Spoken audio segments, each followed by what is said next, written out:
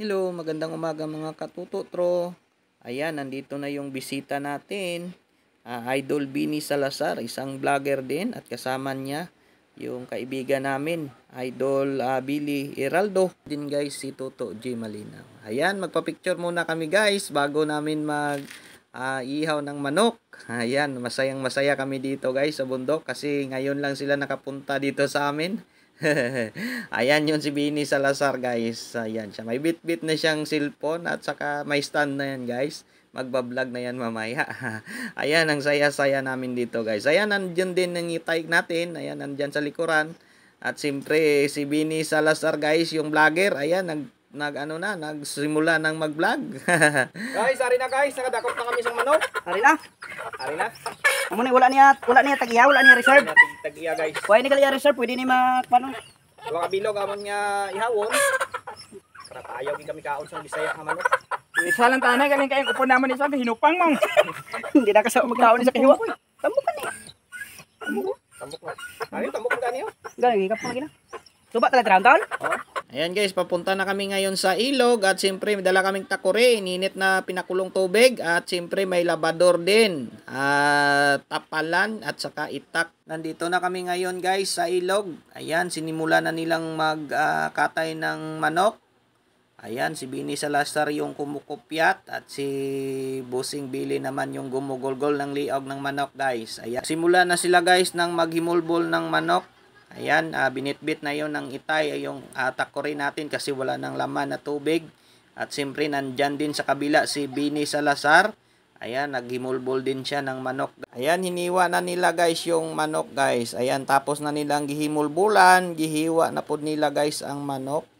Ayan, naghihiwa sila guys. Si Bossing Billy Heraldo yung naghihiwa. Ayan guys, malapit nang natapos hihiwain. Ayan, mamaya guys, lulutuin na namin to. Lakta namin ng ubad ng saging guys.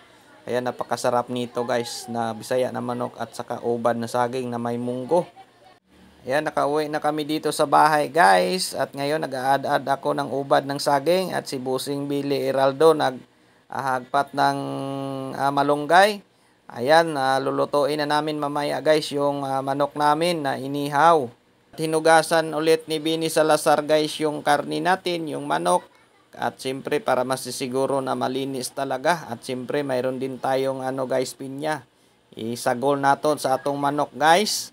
Ayan, siya yung tumira mamaya guys, siya yung magluluto. Si Bini Salazar guys, idol, isang vlogger din. Nimula na ni Idol Bini Salazar ang pagluluto guys kasi medyo gutom na tayo kasi tanghali na.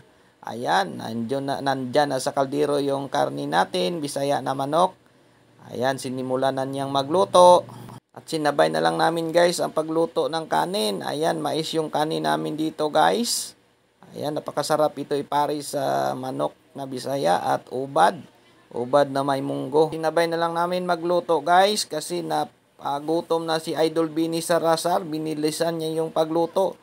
At siyempre wala namang problema dito sa bundok kasi maraming kahoy. Ayan, maraming tayong magagatong dito guys sa bundok. Guys, naluto na ang ulam natin at saka yung kanin natin. Ako, napakasarap ng sabaw ng manok guys. Oh, nakita nyo naman. Wow, ang sarap-sarap. Ayan, sampat yan kasi may ubad at saka munggo yan. At siyempre mais yung kanin natin. Abaw, napakasarap talaga guys. Ayan, kain tayo mga katututro. Ayan, si Bini Salazar yung umunang kumuha ng kanin at saka kumuha ng ating ulam guys. Wow, napakasarap talaga guys. Shoutout sa inyong lahat-lahat yan. Maraming salamat po sa inyong panunood. Ayan, thank you very much.